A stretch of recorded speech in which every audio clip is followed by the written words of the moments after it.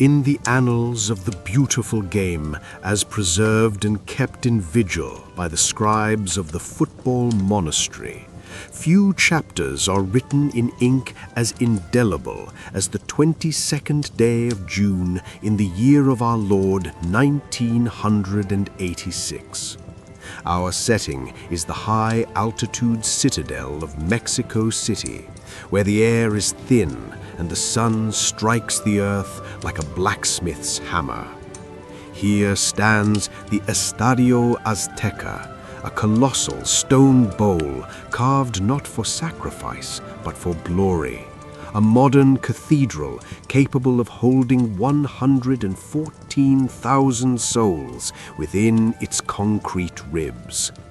It was a day when the heat rose from the turf like a shimmering veil, distorting the vision of those who watched. The atmosphere was heavy, not merely with the humidity of the heavens, but with the weight of history. For upon this green altar, two great nations, Argentina and England, prepared to clash.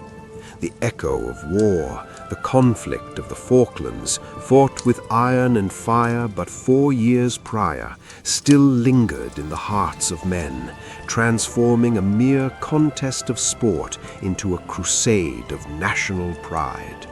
To understand the fervor of the day, one must look beyond the chalk lines. The English knights, draped in white, marched onto the field, believing in honor, structure, and the strength of the collective.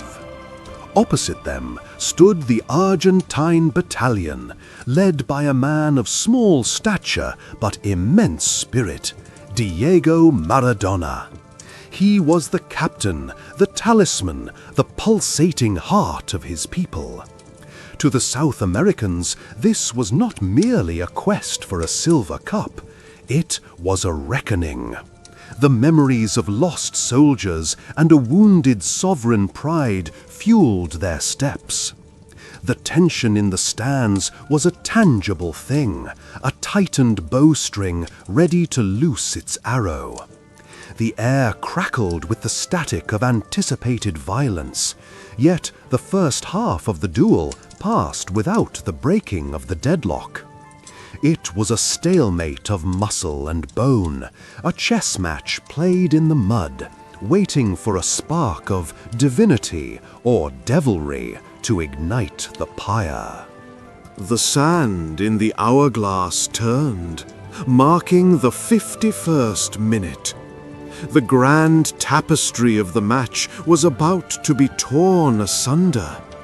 Diego, the artisan of the midfield, began a dance near the English fortress, seeking a path through the wall of white. He tapped the sphere to his compatriot, Jorge Valdaldo, but the fates and the foot of the English yeoman Steve Hodge intervened.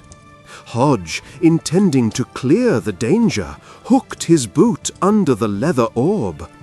But instead of safety, he sent the ball spiraling high into the thin air, back toward his own sanctuary. It was a looping, lazy arc, a high offering falling from the heavens into the penalty box.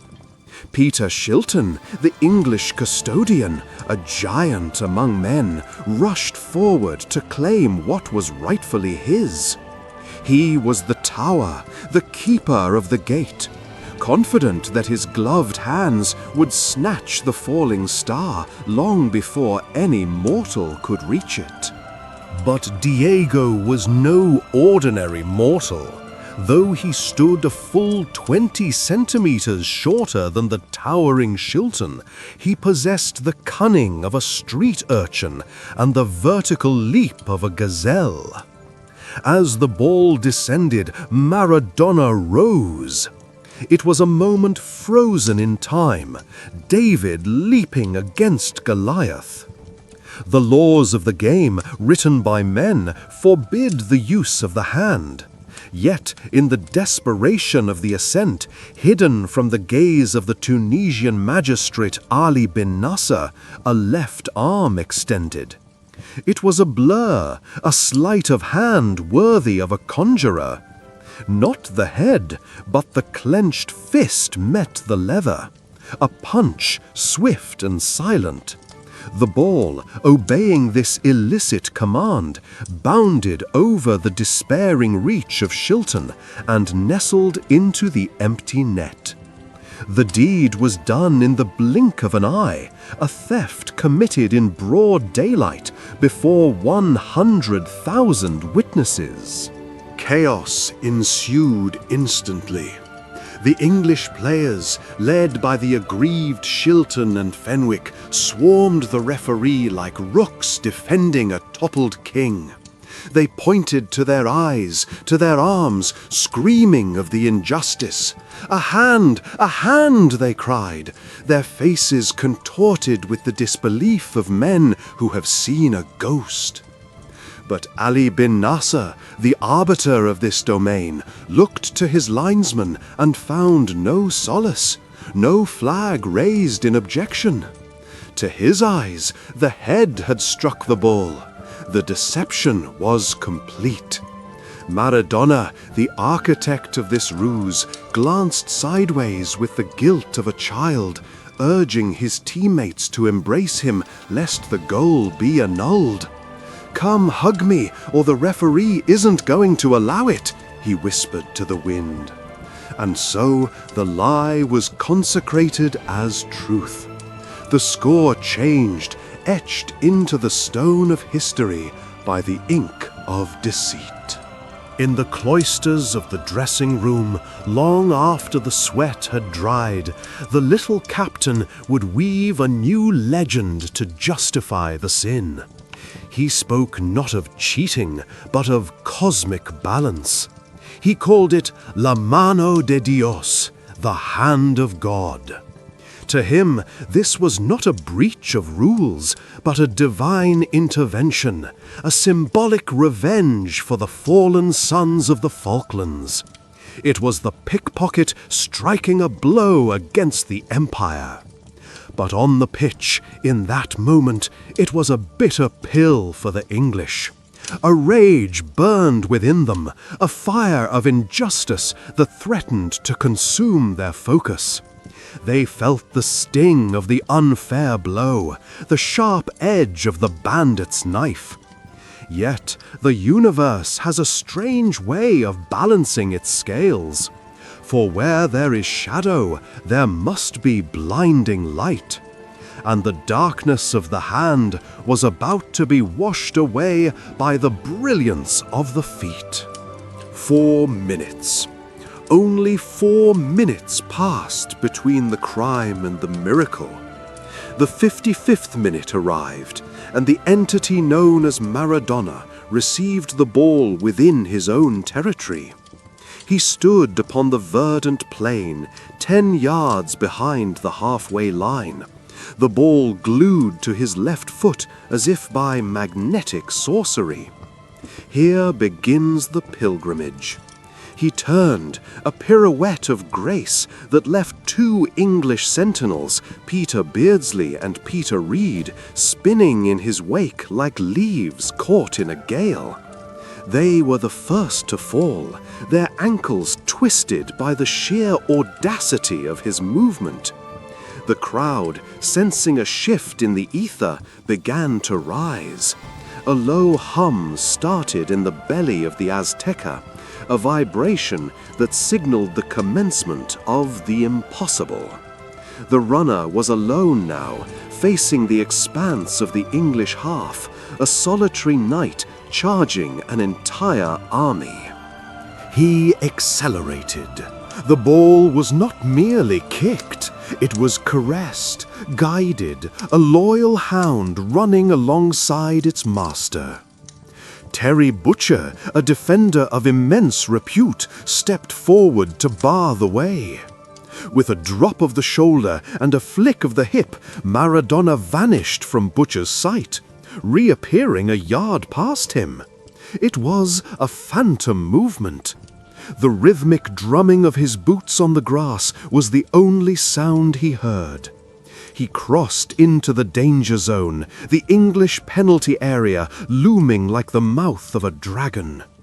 Terry Fenwick, the last line of the infantry, attempted to tackle, to bring the wizard down to the earth. But Maradona, defying the laws of physics, shifted his weight and slalomed through. He was water flowing through a sieve, untouchable, unstoppable, a force of nature wrapped in a blue jersey. Now, only the giant remained. Peter Shilton, who had been undone by the hand, now faced the feet.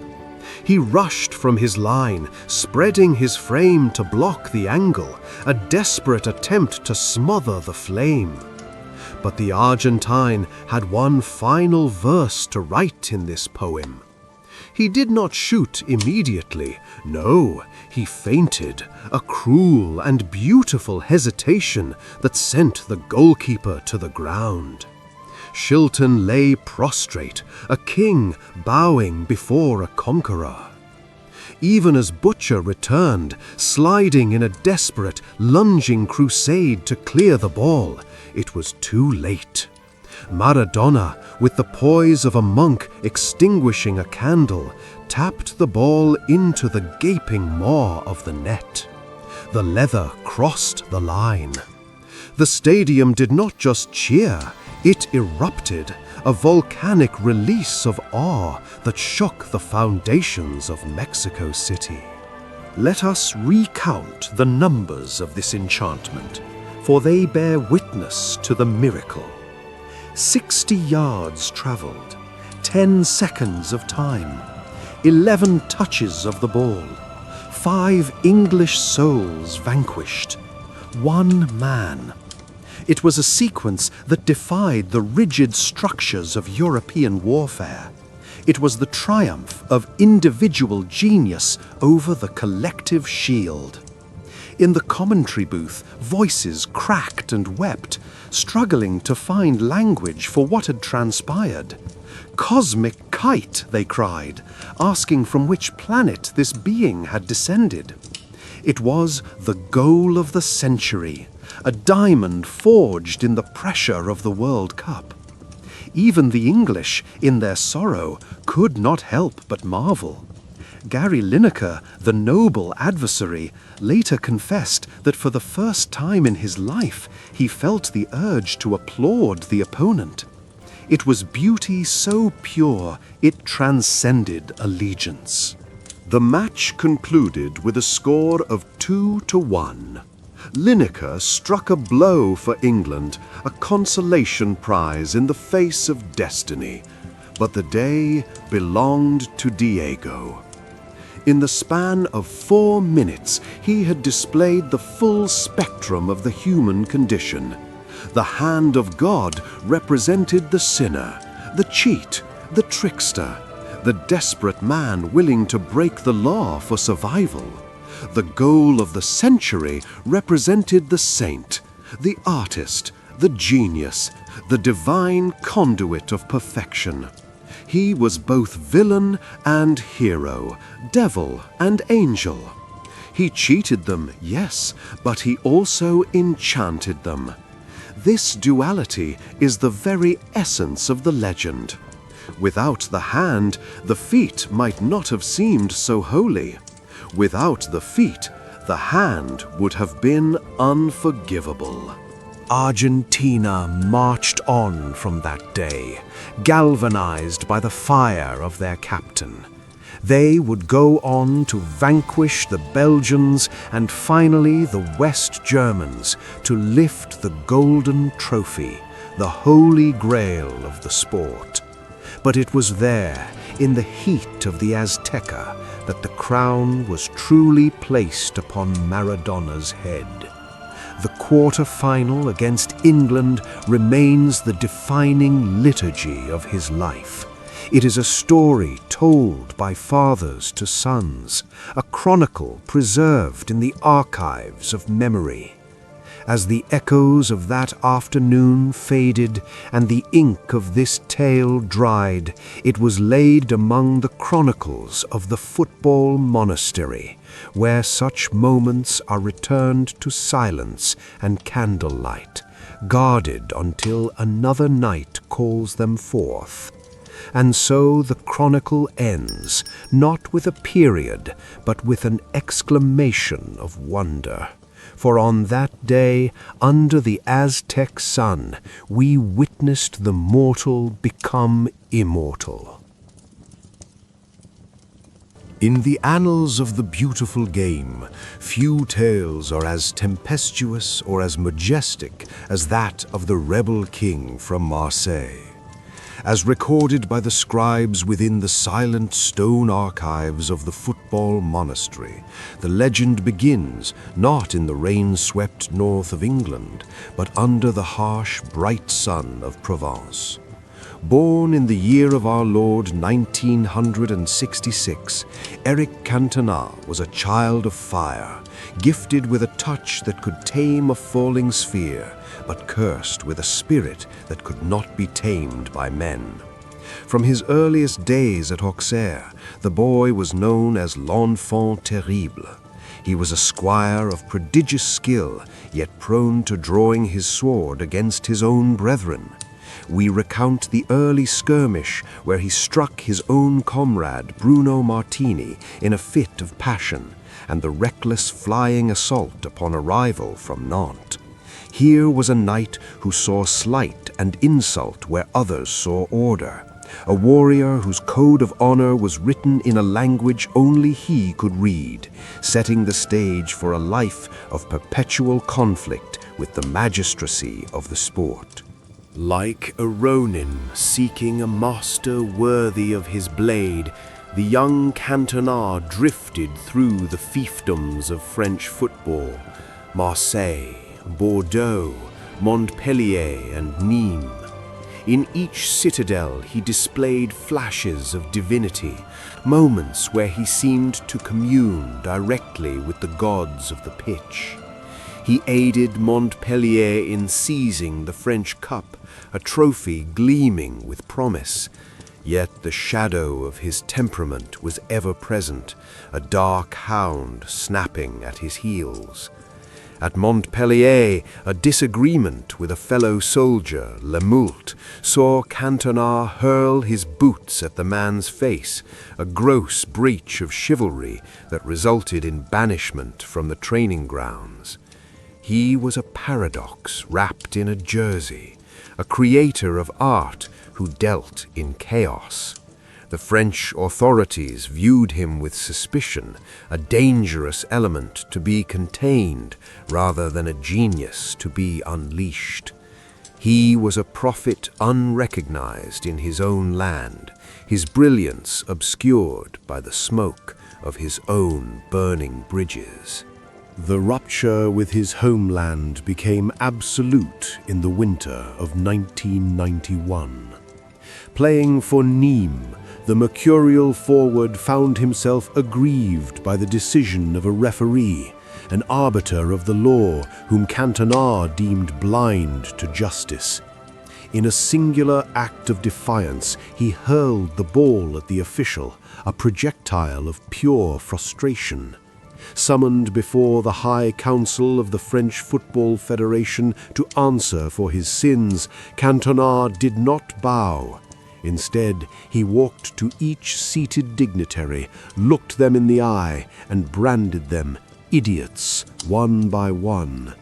The council, outraged by such heresy, extended his banishment. In response, the prideful knight laid down his arms. He announced his retirement at the tender age of 25, declaring he would turn his back on the sport forever. It was a self-imposed exile, a retreat into the wilderness, driven by a belief that the rigid structures of French society could no longer contain his wild heart.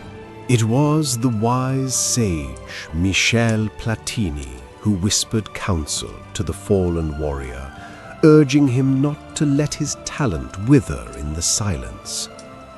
He pointed north, across the grey, churning waters of the Channel, to England, a land of mud and thunder, where the game was played with a ferocity that might match Cantona's own. And so the exile crossed the sea. First, he came to the steel city of Sheffield, but the court there offered him only a trial, an insult to his lineage.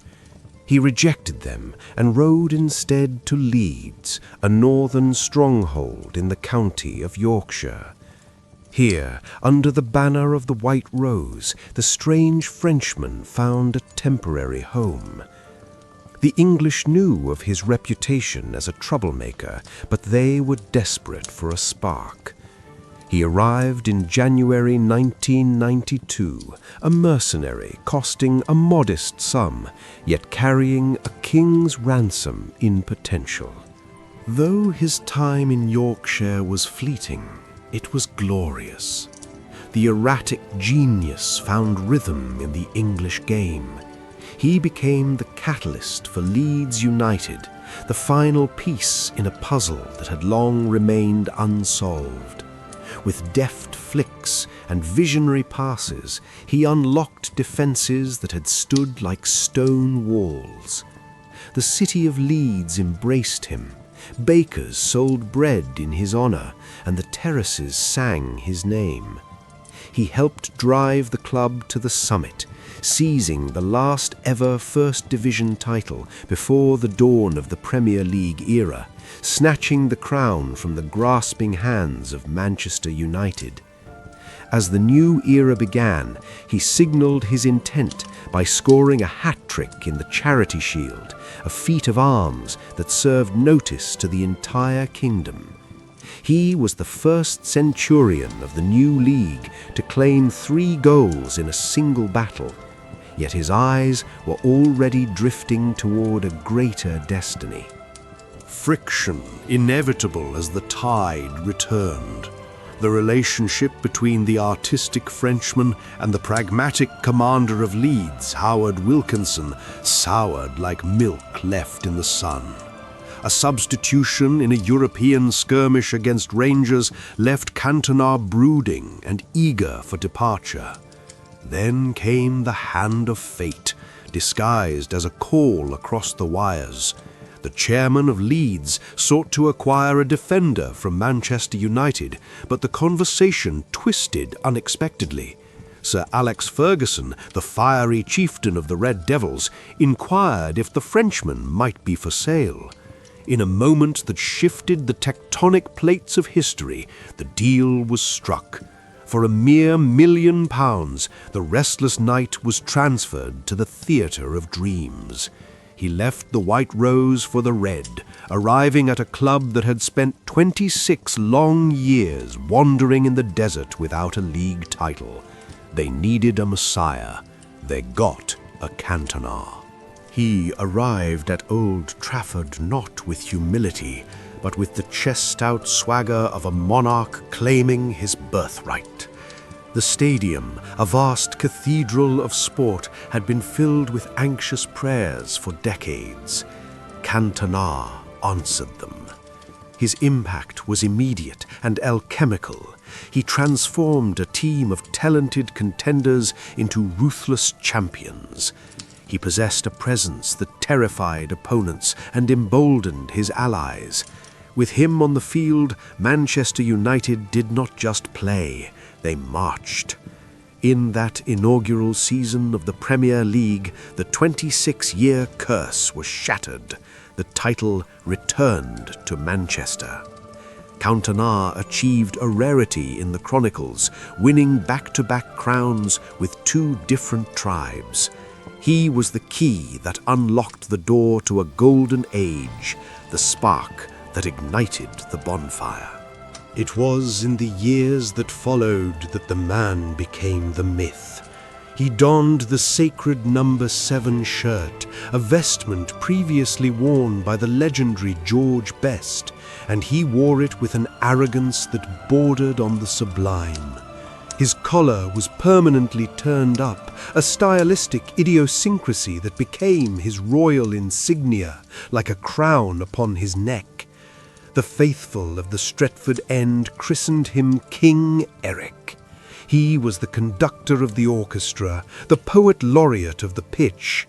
He scored goals of breathtaking beauty, chips that floated like feathers, volleys that struck like cannon fire. But more than goals, he brought a psychological dominance.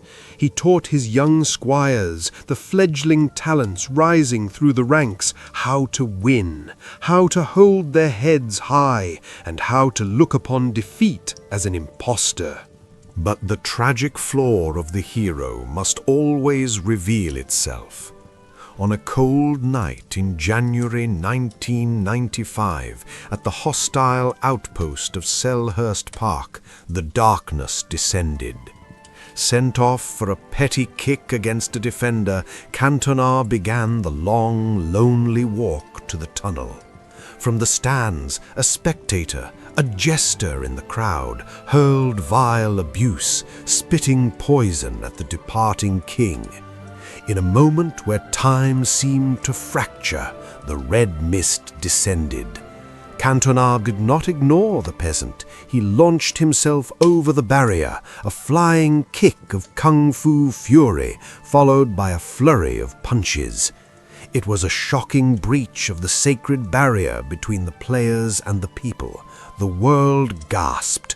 The king had descended from his throne to brawl in the mud. The silence that followed was deafening, the sound of a legend shattering into sharp, dangerous shards. The judgment was swift and severe. Banned from the game for 8 months, fined heavily, and sentenced by a court of law to community service, Cantona faced the full weight of society's disapproval. Yet, in the midst of this humiliation, he delivered a moment of cryptic genius that would baffle scholars for years. Sitting before a ravenous press pack, cameras clicking like the mandibles of insects, he leaned into the microphone. He spoke not of apology, but of trawlers and seagulls. "When the seagulls follow the trawler," he intoned slowly, taking a sip of water, "it is because they think sardines will be thrown into the sea." With that, he rose and left. It was a Zen koan delivered to a room of tabloids, a mirror held up to the media's parasitic nature. He refused to play their game, even as they sought to pick his bones clean. For 8 months, the king was in exile. He was stripped of the captaincy of France, a mantle he would never wear again. While he toiled in solitude, painting and training in the shadows, his kingdom suffered. Manchester United, bereft of their talisman, faltered in the final steps of the campaign, surrendering the title to the usurpers from Blackburn. It was a time of penance and purification. The monastery of Old Trafford felt quieter, the spark missing from the flint. Rumours swirled that he would flee England, that the shame was too great. But Ferguson, the loyal patriarch, travelled to Paris, cutting through the streets to find his wayward son, to convince him that redemption lay not in flight, but in return. The date was October the 1st, 1995. The opponent was Liverpool, the ancient enemy. The stage was set for the resurrection. Cantona emerged from the tunnel to a sound that shook the foundations of the stadium, a roar of forgiveness and adoration. He looked leaner, sharper, his head shaved like a penitent monk. The match was a grind, a battle of attrition, until a penalty was awarded. Who else but the exile could take it? He placed the ball on the spot, the weight of the world on his shoulders. He struck it true. The net bulged. He ran behind the goal and climbed the stanchion, hanging there like a deity surveying his worshippers. He had returned. The king was dead. Long live the king.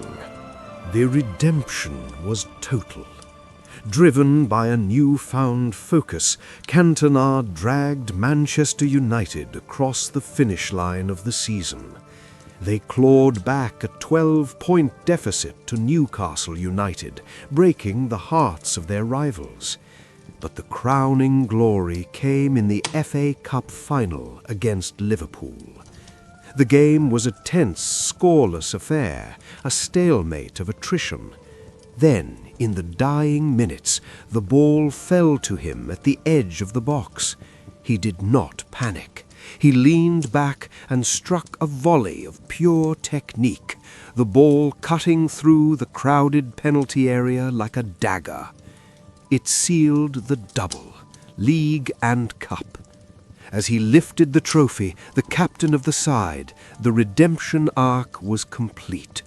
The villain had become the savior once more.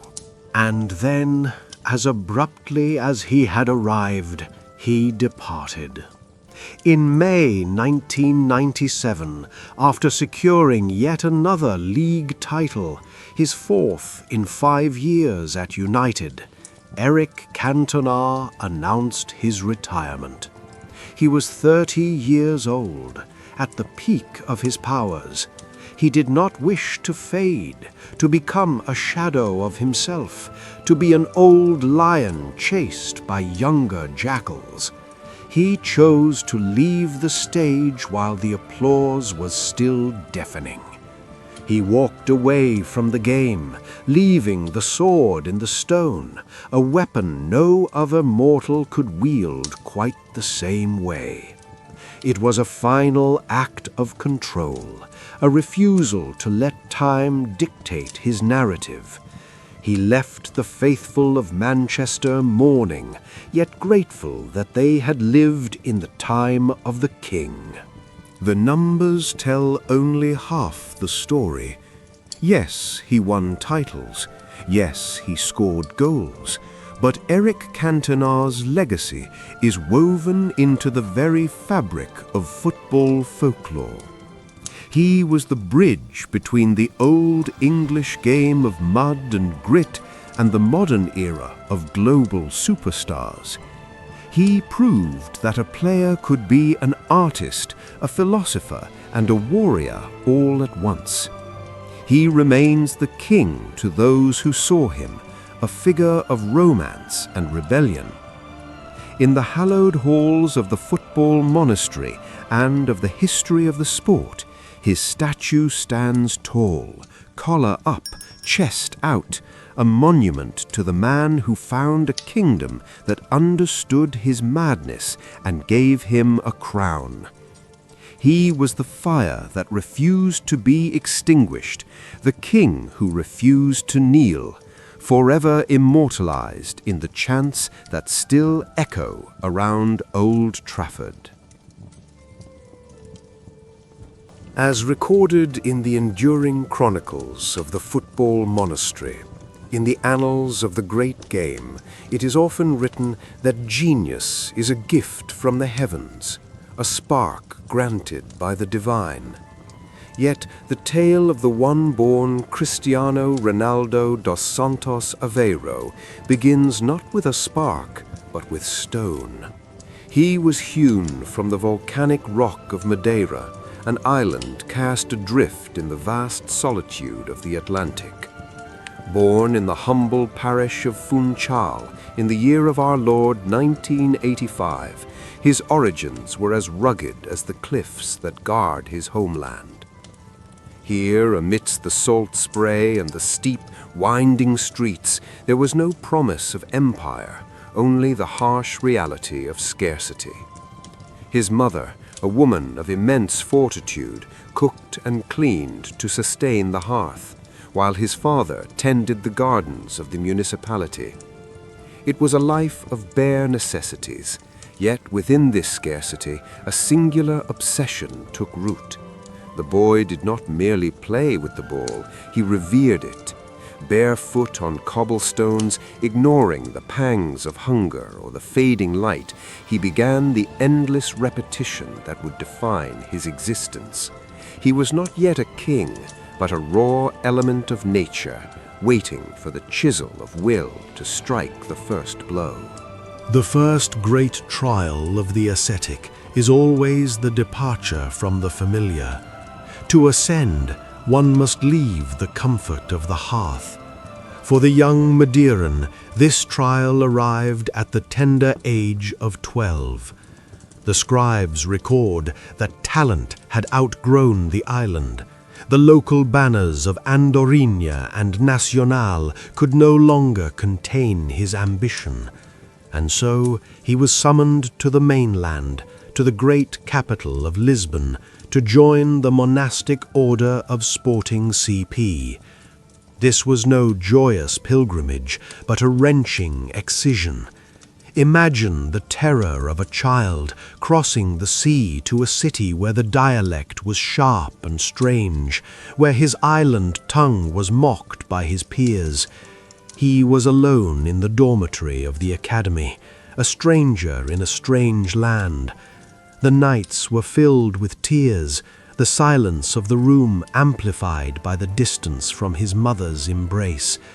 Yet it was within this crucible of loneliness that the iron in his soul began to cool and harden. He resolved that if he could not command their respect with his voice, he would command it with his feet. He ceased to be merely a boy who missed his home.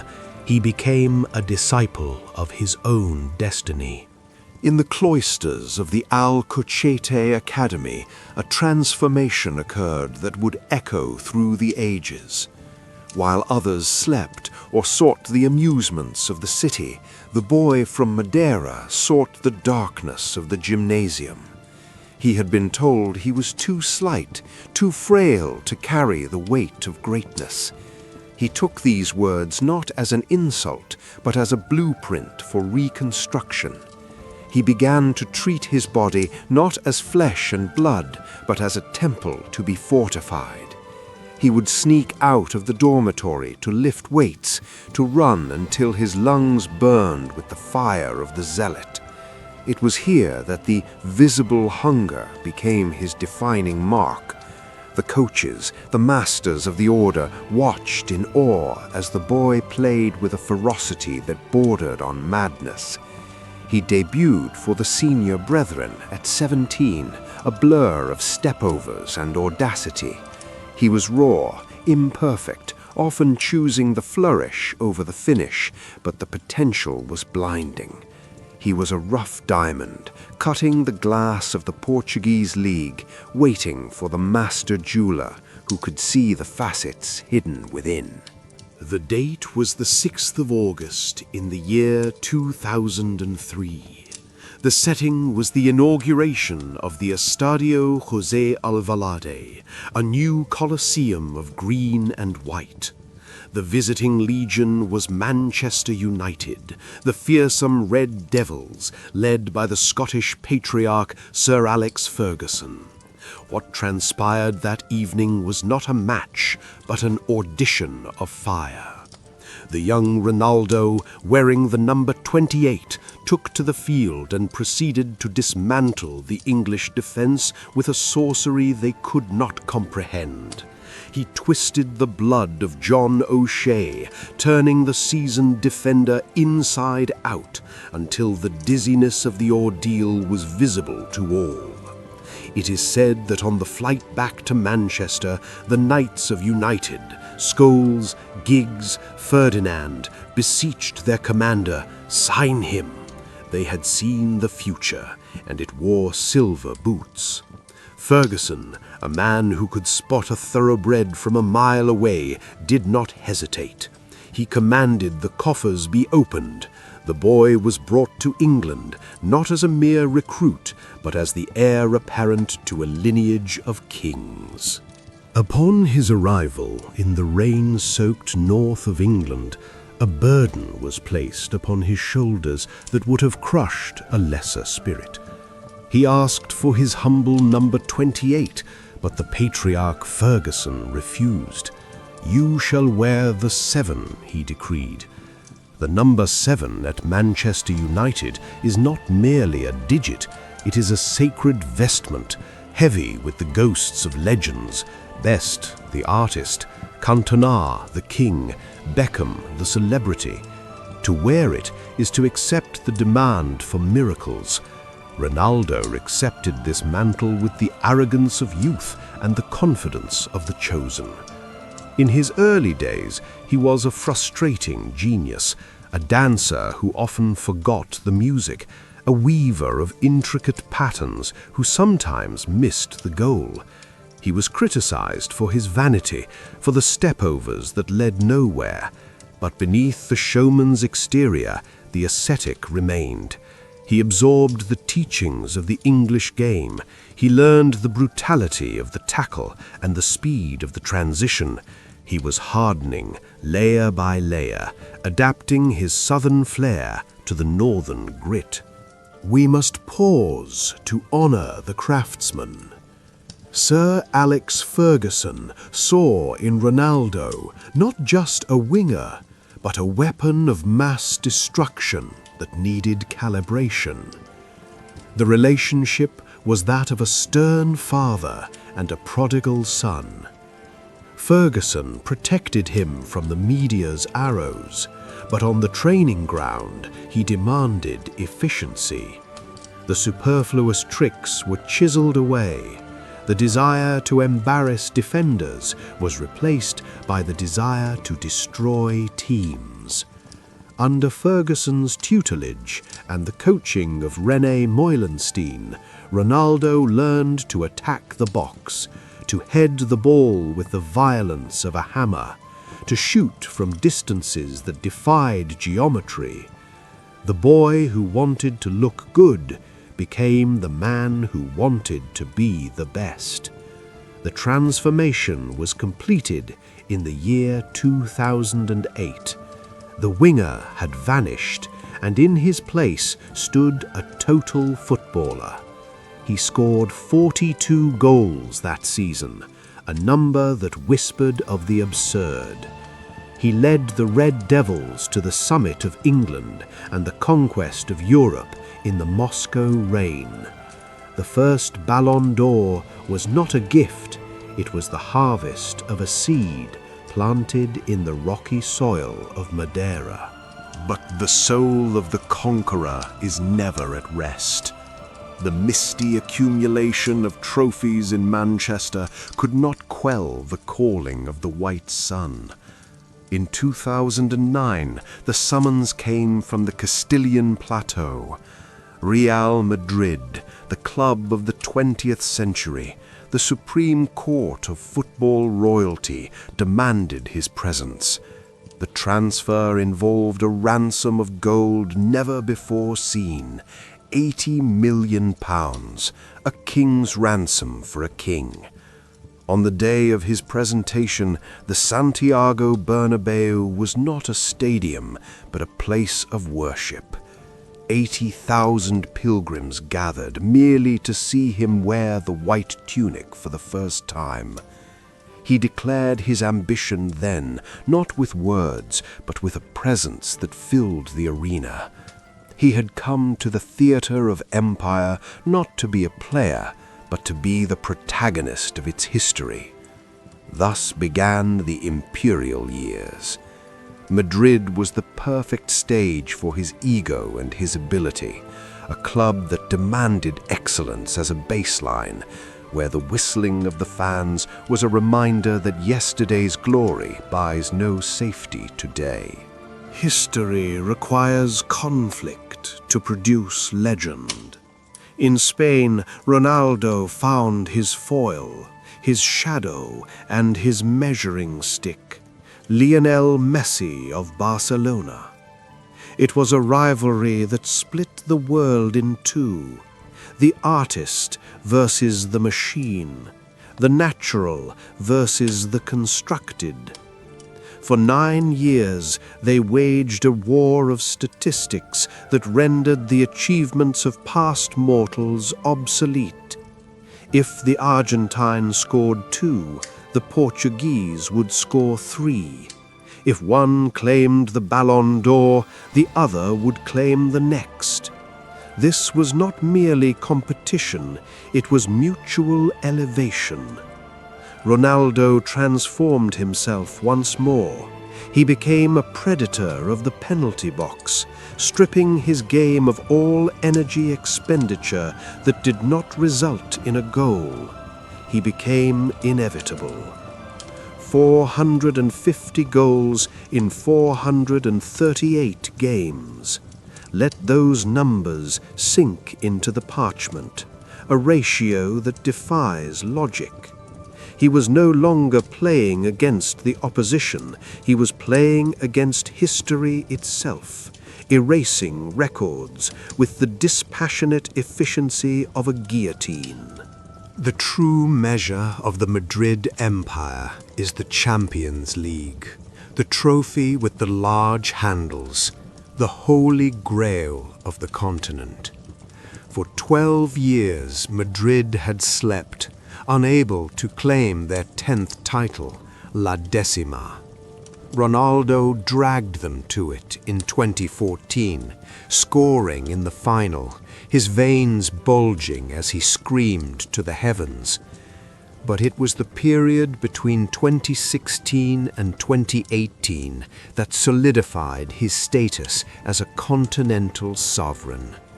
Under the guidance of Zidane, Ronaldo led the White Legions to 3 consecutive European crowns, a feat deemed impossible in the modern era. He was the scourge of Bavaria, the nightmare of Turin, the executioner of Paris. When the anthem played, he did not just listen, he sang it internally. He lived for the knockout stages, scoring hat-tricks when the pressure was sufficient to crush diamonds. He sat upon the throne of Europe, unassailable, the king of kings, holding the continent in the palm of his hand. There exists a moment that encapsulates the perfection of the form. It was April 2018, in the rain of Turin, against Juventus. The ball was crossed high, an awkward, looping arc. Ronaldo, then 33 years of age, turned his back to the goal and launched himself into the air. It was not a jump, it was levitation. His body horizontal, parallel to the earth, striking the ball at a height where only goalkeepers' hands dare to reach. The connection was pure, the finish devastating. Buffon, the legendary guardian, stood frozen. But the true miracle followed. The Juventus faithful, witnessing the execution of their own team, rose to their feet and applauded. It was the ultimate submission. The enemy had been forced to acknowledge the divine. It was the zenith of his physical expression, a moment where biology, physics, and artistry converged into a singular flash of brilliance. We must return to the vessel. How does a man conquer time? Most warriors fade as the winters pass, their speed blunts, their joints rust. Ronaldo waged war against entropy itself. His home was a laboratory, ice baths at 3 a.m., strict dietary regimes, sleep coaches, absolute abstinence from the poisons of excess. He sculpted the body not for vanity, but for utility. He reduced his muscle mass to maintain agility. He altered his running mechanics to protect his knees. He treated his physical form with the reverence of a monk tending to a sacred garden. This discipline allowed him to reign supreme well into the years when others seek the comfort of retirement. It is the triumph of structure over chaos, of will over decay. He proved that the biological clock could be slowed, if not stopped, by the sheer force of professional dedication. And so the chronicle stands. From the jagged stones of the Atlantic island to the marble halls of the European capital, the journey of Cristiano Ronaldo is a testament to the power of the self-fulfilling prophecy. He told the world he would be the best, and then he suffered until it was true. There are players who are loved more, players who dance with more natural grace, but there is no player in the history of the game who has forged himself with such relentless industrial precision. He is the monument to human will. He showed that while talent is the spark, obsession is the fire that burns down empires.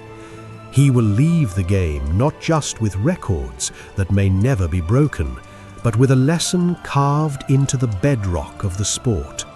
Greatness is not a destiny you are given, it is a fortress you must build, stone by heavy stone, with your own hands. Thus his story is sealed within the eternal vaults of the Football Monastery, where stone remembers and will endures. As preserved within the illuminated archives of the Football Monastery, in the annals of the beautiful game there are tales of giants who conquered through iron and blood, and then there are the rare epistles of those who conquered through silence and geometry. Our chronicle begins not with a roar, but with a whisper. It begins in the southern lands of the Americas, where the dust of Rosario clings to the boots of children like a second skin. Here, in the year of our Lord 1987, a child was born under the sign of the crab, destined to rewrite the liturgy of Catalonia.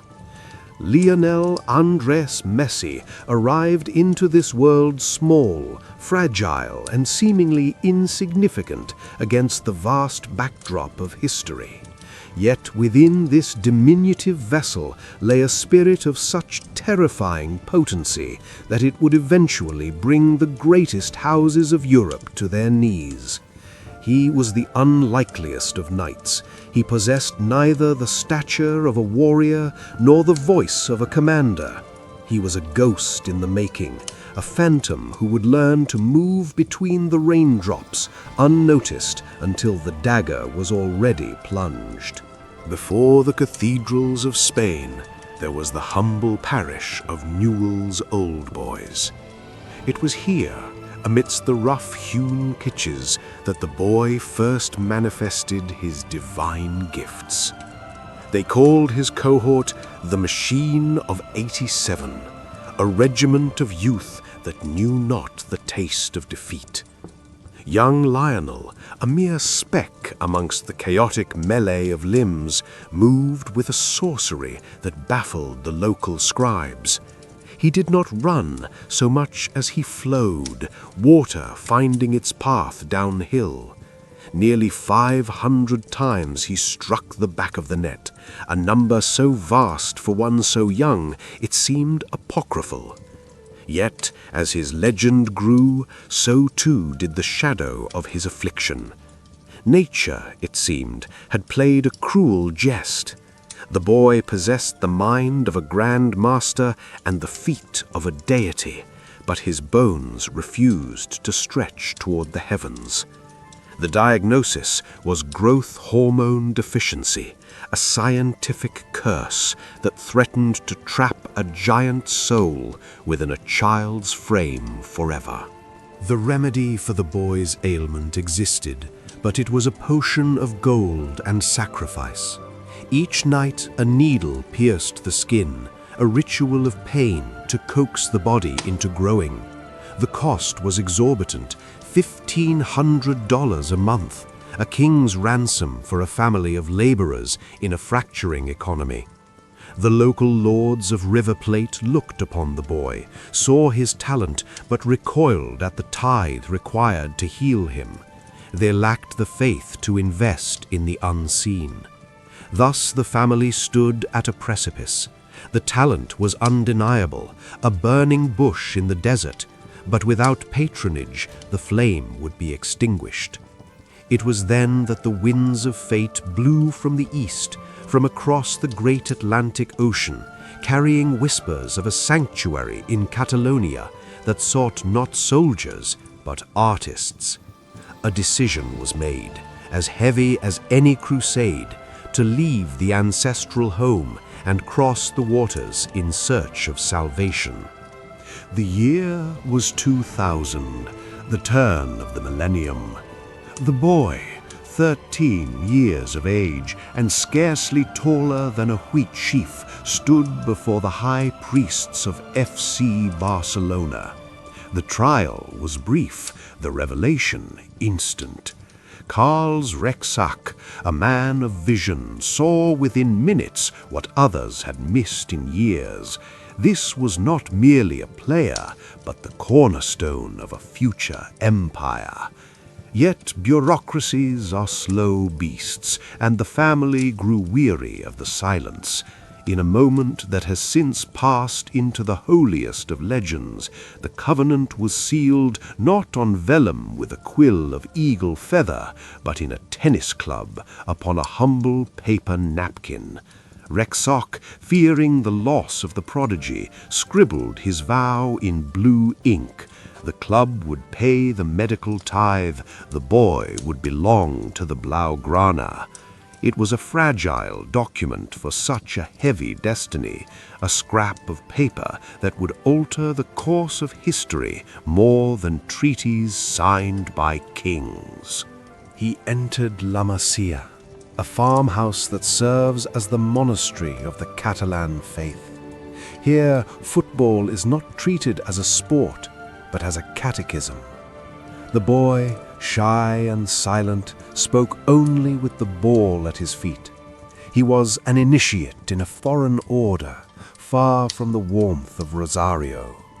In the dormitories he wept in silence. On the pitch he roared without opening his mouth. Under the tutelage of the monks of the Rondo, his raw, street-forged genius was tempered with discipline. He learned the sacred geometry of the triangle, the virtue of the pause, and the doctrine of possession. He was no longer just a dribbler. He was becoming an architect of space. The medicine did its work. The boy grew in stature, but it was the philosophy of La Masia that expanded his mind. He was being forged into a weapon of precision, a synthesis of South American improvisation and European systemic rigor. When the boy finally ascended to the first team, he entered the court of Ronaldinho, the smiling king. In 2004, the Brazilian magician ruled the Camp Nou with a joy that was infectious. Lesser kings might have seen the young usurper as a threat to be exiled or crushed, but Ronaldinho, in his wisdom, saw a successor. He took the fragile Argentinian under his wing, shielding him from the harsh glares of the media and the bruising tackles of veterans. It was Ronaldinho who lofted the pass for Messi's first senior goal against Albacete, a lob of such delicate arrogance that it announced the arrival of a new era. The king lifted the boy onto his shoulders, a visual canonization before the faithful. The torch was not snatched, it was passed with a laugh and a dance. The apprentice had formally entered the Guild of Masters. The year 2008 brought a schism. The old guard faded and a new abbot took the pulpit, Pep Guardiola, a man of intensity and intellect, Guardiola sought to purify the club's soul. He cast out the indulgences of the past and installed a regime of absolute positional perfection. At the center of this new theology, he placed Lionel Messi. No longer confined to the wing, the false nine was born, a tactical heresy that became the new orthodoxy. By dropping deep into the midfield, Messi became a ghost in the machine, occupying the space that defenders dared not enter. He was the queen on the chessboard, moving in all directions, destroying the rigid lines of the opposition. The 2009 demolition of Real Madrid, the 6-2 conquest at the Bernabeu, was the violent proof of this new faith. It was total football, realized through the feet of one man. And so the golden age bloomed. The season of 2008-2009 saw the monastery of Barcelona transform into an unconquerable fortress. They marched across Europe like a holy procession, sweeping aside English iron and German steel. The Copa del Rey, the La Liga Shield, and the Champions League trophy, the holy grail of the continent, were all brought to the altar of the Camp Nou. But they did not stop at the Trinity. 3 more titles followed, culminating in the sextuple, a feat never before achieved in the history of the Crusades. Messi was the tip of the spear, the scorer of the vital goals, the header in Rome that defied gravity and height. He was no longer a fragile boy. He was the undisputed, the Ballon d'Or laureate, the axis upon which the entire footballing world now spun. If the sextuple was the triumph of the team, the season of 2011-2012 was the apotheosis of the individual. It was a year of statistical blasphemy. Lionel Messi, the silent assassin, waged a solitary war on the concept of limits. He scored 73 goals in a single season. 73! It was a number that belonged to the era of black and white newsreels, not the modern age of organized defense. He scored with the left, with the right, with the chip, with the blast. He scored until the act became routine, until the extraordinary became mundane. He was a force of nature, a storm that rained goals upon the parched earth of La Liga. The 4 consecutive Ballon d'Or were not merely awards, they were tributes paid by the world to its emperor. He had transcended the sport to become a living deity of the game. Yet to speak only of numbers is to miss the soul of the chronicle. Barcelona under Messi did not simply win, they elevated the game to an art form. It was an aesthetic signature written in Blaugrana ink. The victories were secondary to the manner of their achievement. The intricate passing, the hypnotic rhythm of the tiki-taka, the sudden acceleration of the flea. It was a performance that demanded reverence. Messi was the brush with which the club painted its masterpiece. He became the living emblem of the institution, the proof that the doctrine of La Masia was the one true path. He was not a mercenary hired to plunder.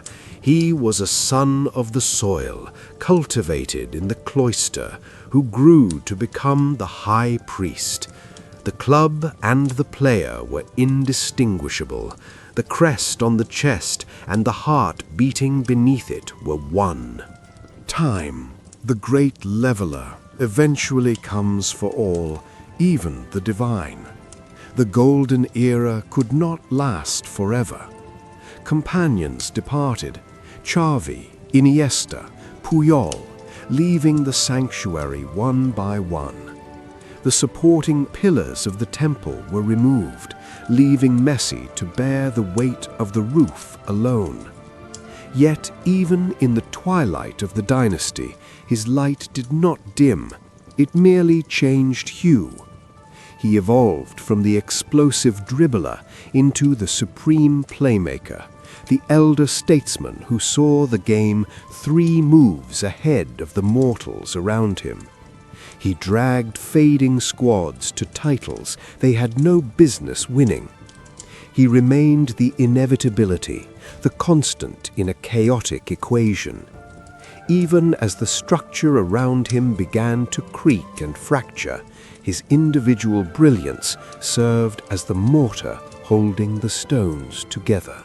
The chronicle of the boy who became Barcelona concludes not with a death, but with a transformation. After 17 seasons, 778 battles, and 672 goals, the physical tie was severed, but the spiritual bond remains eternal.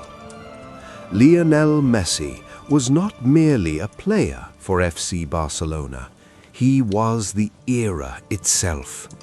He arrived as a whisper and left as a thunderclap that will echo for centuries. He proved that a fragile child, armed only with talent and a covenant signed on a napkin, could build a kingdom. He is the saint of the impossible, the patron of the dreamers. In the monastery of football, his gospel is written in every touch, every pass, every silent moment of genius. And so his testament is sealed within the eternal vaults of the Football Monastery, where whispers become scripture and genius becomes legend.